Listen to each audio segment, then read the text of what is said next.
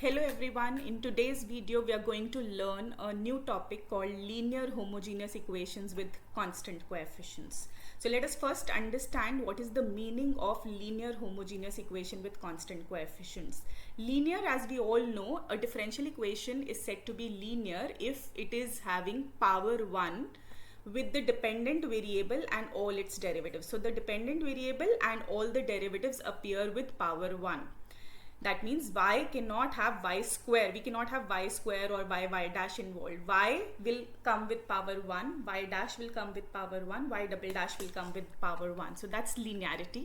Homogeneity is in reference to the right hand side being 0. Whenever the right hand side of the differential equation is 0, we say that it's a homogeneous equation. And along with that, we are having a special condition attached to this kind of equations, and that's constant coefficients. So that means the coefficients of y dash and y double dash, they are real numbers here. They are constants, because in general the coefficients we know can be functions of x, but here we are taking them to be pure constants. So if that's the case, that you have a linear means y dash, y double dash all have power 1. Homogeneous, that means the right hand side is 0 and the coefficients attached to the dependent variable and the derivatives are all pure constants, then this is called a linear homogeneous equation with constant coefficients. So let's learn a technique of solving such equations. Now we are first assuming the equation to be second order. We'll learn the technique for solving such equations for second order, and then we'll generalize this method for any order. Now since we are assuming it to be of second order, so obviously a is non-zero, because if a is 0, then the order will be reduced. The second order differential equation will surely have a non-zero, because otherwise y double dash term will not be appearing and the order will be lesser than 2. So let's consider a second order linear homogeneous equation with constant coefficients, and let's hunt for a solution. Now to adopt the procedure which is the standard procedure for solving such equations, the technique is to start by hit and trial first. Before we formalize the procedure, let's see how that procedure works. So let us assume that there's a solution of this differential equation which looks like some exponential function. So let's take it to be e to power rx. If that is the case, if y equal to e to power rx is a solution, then it should satisfy. Now if y is e to power rx, y dash will be r e to power rx and y double dash will be r square e to power rx. So that means if we substitute y dash, y double dash here, it should be satisfied. This differential equation should be satisfied if e to power rx is a solution. Doing that, what do we get? A y double dash is r square e to power rx. So a r square e to power rx plus b r e to power rx plus c e to power x. So if y equal to e to power rx is a solution, then this is the equation which should be satisfied. If that is the case, we know that exponential function is never 0. The product of two things is 0 if and only if either this is 0 or this is 0, because we are in R, right?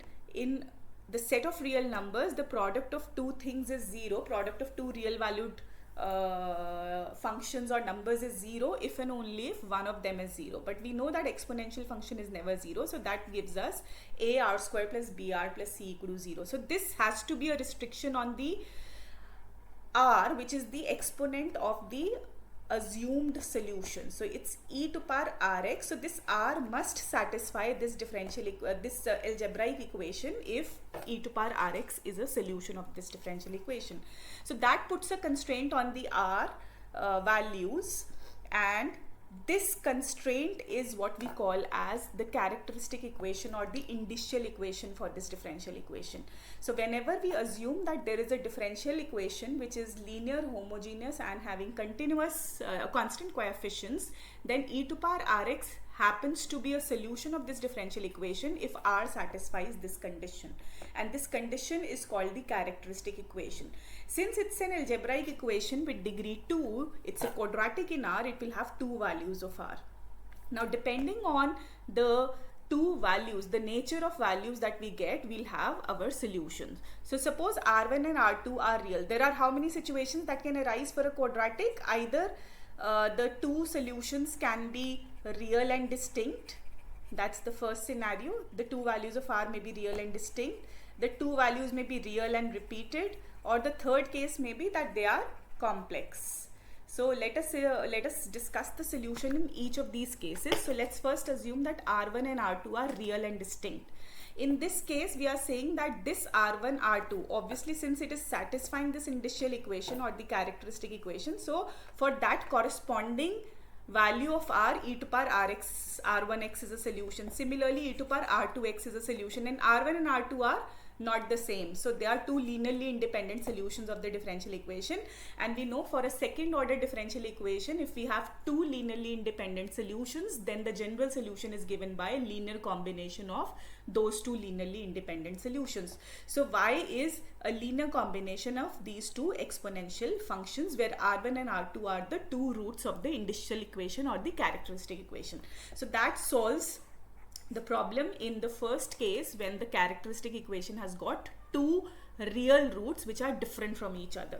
So let's look at a sample problem here. For example, suppose we are interested in this differential equation, the solution of this differential equation.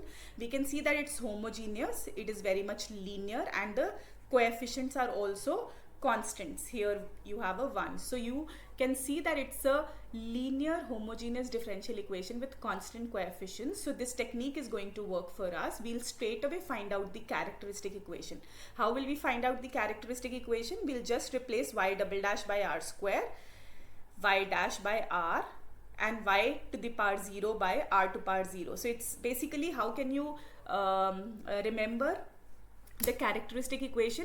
You just replace the order. Suppose it's second order, so it will be r to power 2. It's first order, so here you will have r to power 1. It's 0th order, so it's r to power 0. So this is the characteristic equation, r square minus 3r plus 2 equal to 0. You solve it. The two roots that you get, luckily, are falling in case 1. They are real numbers. 1 and 2 are real numbers, and both of them are distinct real numbers. They are different from each other. And since it's a second order differential equation, having two linearly independent solutions is enough. So the first linearly independent solution, so this is your R1 value, this is your R2 value.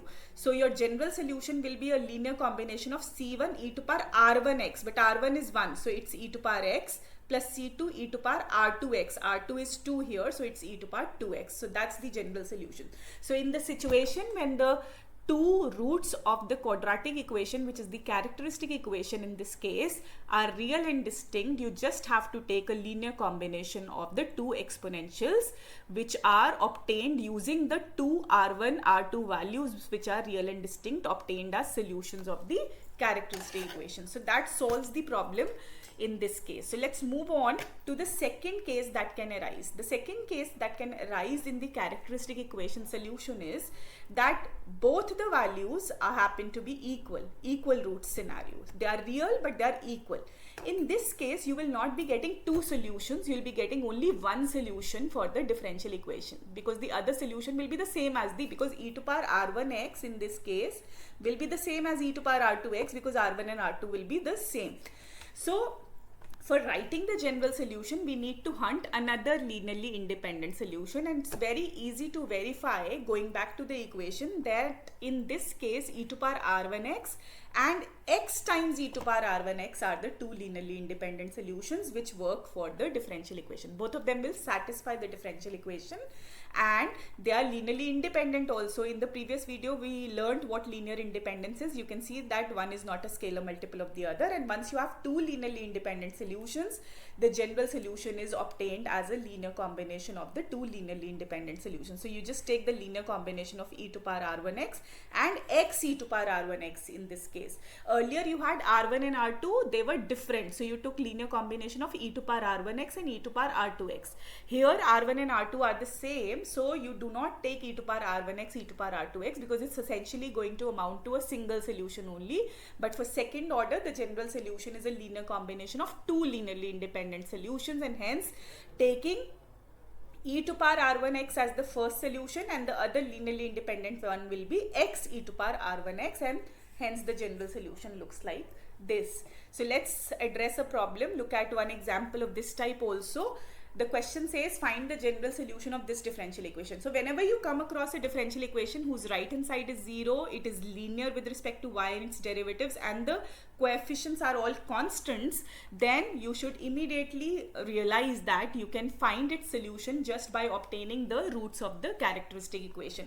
Now this question has a tail attached to it also, because in the end the answer general solution will be involving C1 and C2, and we know that whenever we are in a hunt for particular solutions, we use the given initial conditions to solve for C1 and C2 and freeze the value of C1 and C2 for that desired particular solution. So let's first find the general solution through the technique of characteristic equation. So you can see y double dash, so it's second order, so it will be r square, 2r, and then 1 equal to 0. So you can see that the roots of the characteristic equation are real and repeated, and hence the solution will be a linear combination of e to power minus x, because r1 is minus 1 and the other solution will be x e to power minus 1 times x. So that's the general solution. Once you have the general solution, putting these two values, the conditions which are given, once you impose these two conditions on the general solution, you will be able to obtain the particular solution also. The initial conditions which are given to us are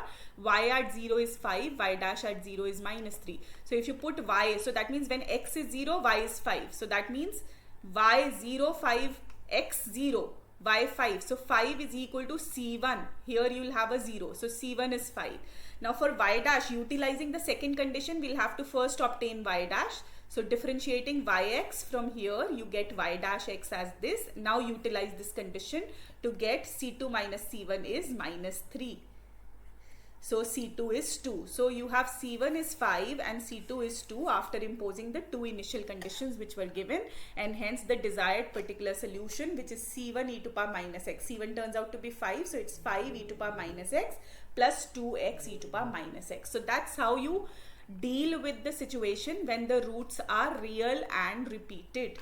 Now the third situation that can arise in a quadratic equation is that the roots may be complex, and we know that complex roots occur in pairs. So R1 and R2 are going to be complex conjugates of each other. So whenever it's a complex scenario, the complex roots are always going to come in pairs. So R1 and R2, R1 is alpha plus iota beta, R2 is alpha minus iota beta. In this case, again going in a similar way, the general solution is given by, this is how you have to remember it, the complex pair which turns out to be the root of the initial or the characteristic equation will have two components. It will have a real part is alpha, and the complex part, imaginary part, is beta.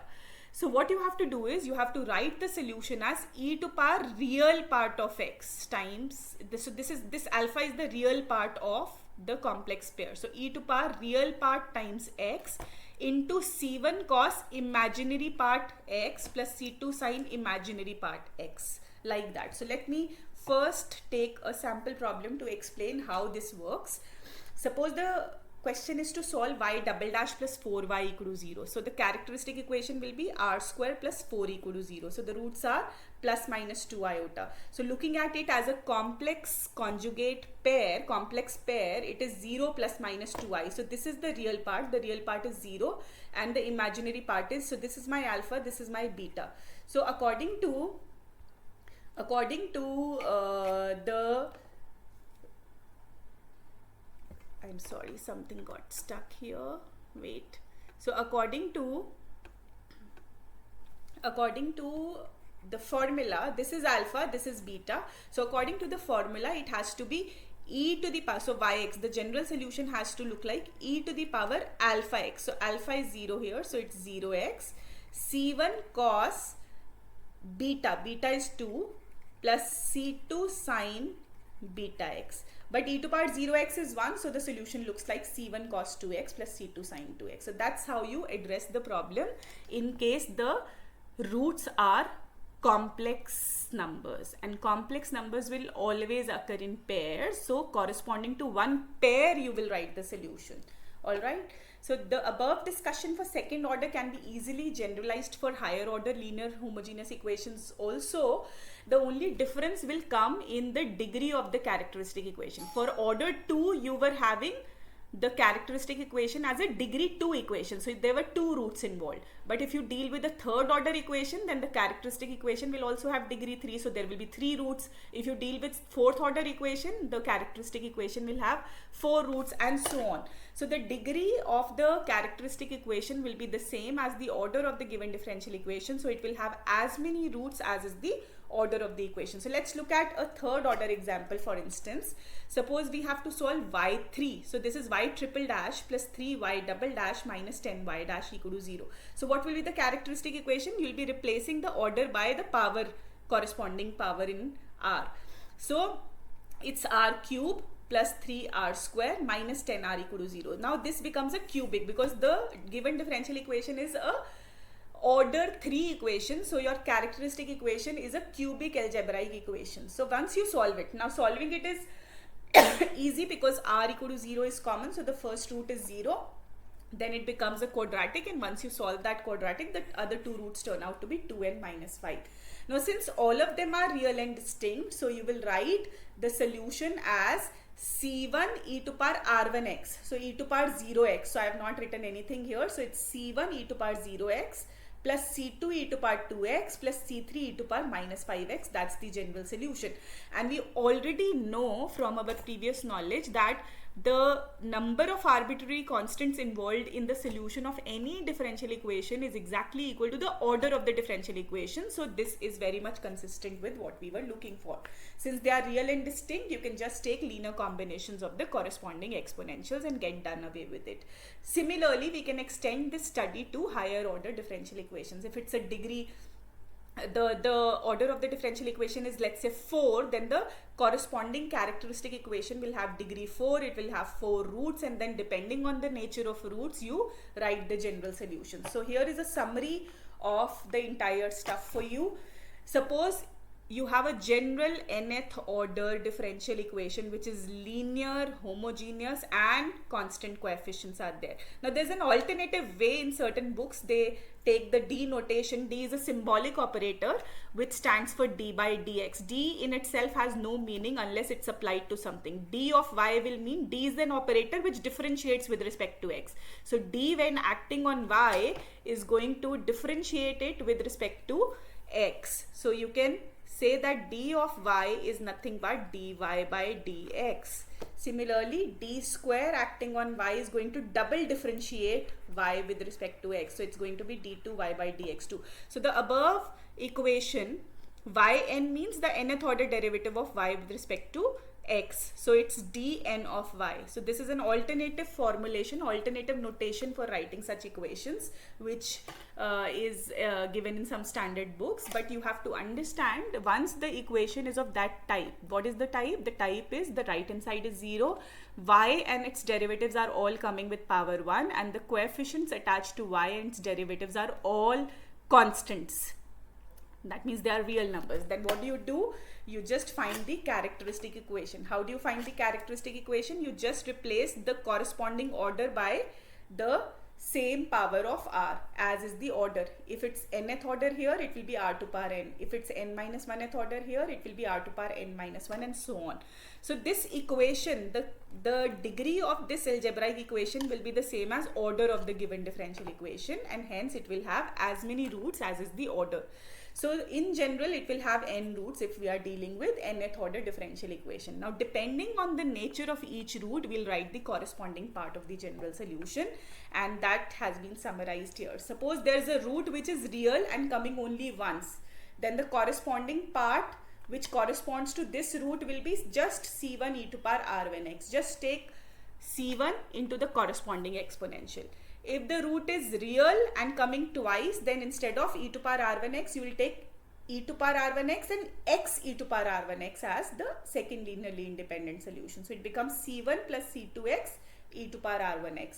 If it is coming thrice, then instead of x, just e to power r1x, x e to power r1x, the third one will come as x square e to power r1x. So this way you can generalize. If it's coming 4 times, it will be c1 plus c2x plus c3x square plus c4x cube into e to power r1x, and so on. So it depends on how many times that root is coming. So that root has to be taken into account as many times as it is coming in the characteristic equation. So that corresponding part has to be taken accordingly in the general solution.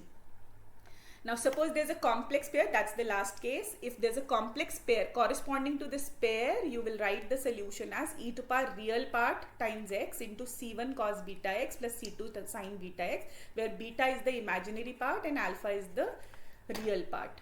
And if the complex pair is also coming twice, then you will modify your c1 by c1 plus c2x and c2 by c3 plus c4x. If it is coming thrice, you will write c1 plus c2x plus c3x square, c4 plus c5x plus c6x square sin beta x, like that. So let's practice some problems here to understand the idea better. Look at this cubic equation. It's not a cubic equation, the differential equation has order 3. So the characteristic equation will be a cubic algebraic equation. So you can see that the right hand side is 0, so it's homogeneous. Y and its derivatives are appearing with power 1, so it's linear homogeneous and the coefficients are all continuous. So this is this category which can be dealt easily using characteristic equation. So you just write the corresponding characteristic equation.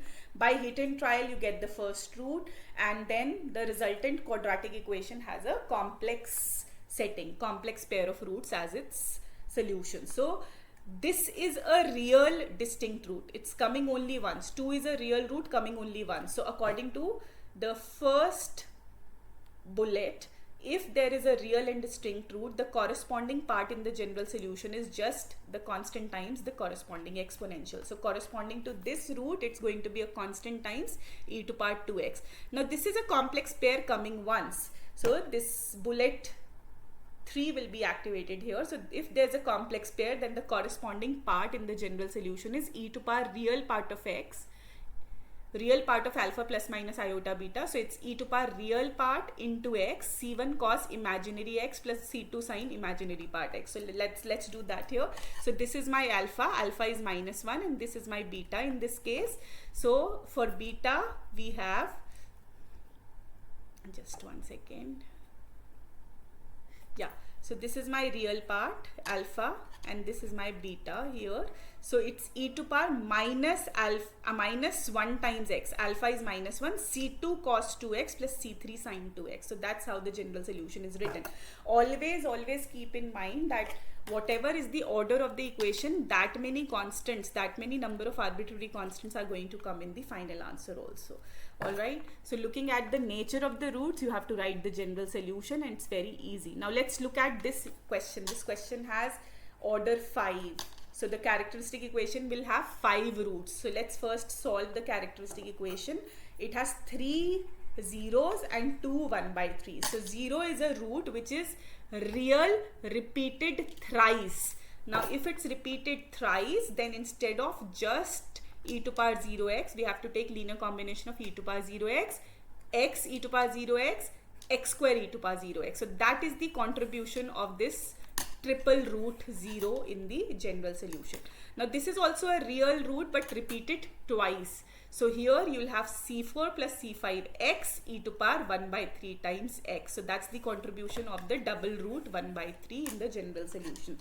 So that's how you decide. You look at the nature of the root and then accordingly you write the corresponding component of the general solution which corresponds to that particular root. So let's do one question in the D notation also. I told you that D is nothing but a symbolic operator which differentiates with respect to x. So you can see that it's d square plus 6d plus 13 whole square of y. So the characteristic equation will be r square plus 6r plus 13 whole square equal to 0. So if you solve this, you will see that the root is -3 plus -2 iota, but due to the square appearing here, the complex pair is coming twice. So you have these as the 4 roots of this given differential equation. Now since there is a complex pair coming twice, so bullet number 3 will be active. Complex pair coming twice means e to power real part of the complex number times x, c1 plus c2x cos beta x plus c3 plus c4x sin beta x. So let's apply that here. This is my alpha and this is my beta here. So once I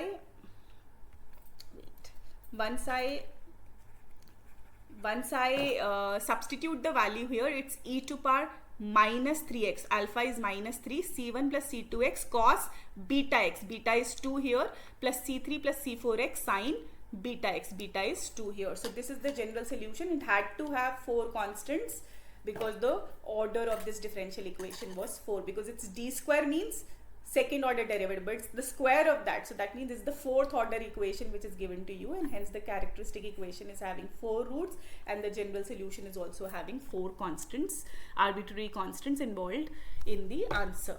So that is all about linear homogeneous equations with constant coefficients. In the next video we are going to practice miscellaneous questions based on this category, so that you are ready to face any kind of question, because see, ultimately a question of this type amounts to solving an algebraic equation, and the tools that you have learned in primary classes for solving will really help you to solve and get the roots of the characteristic equations. Once you have roots of the characteristic equations with you, depending on the nature of the roots, you write the general solution, and that's the end of the story. So I hope you have understood the idea. In the next video, we'll practice more problems based on the same topic. Till then, thank you so much for watching.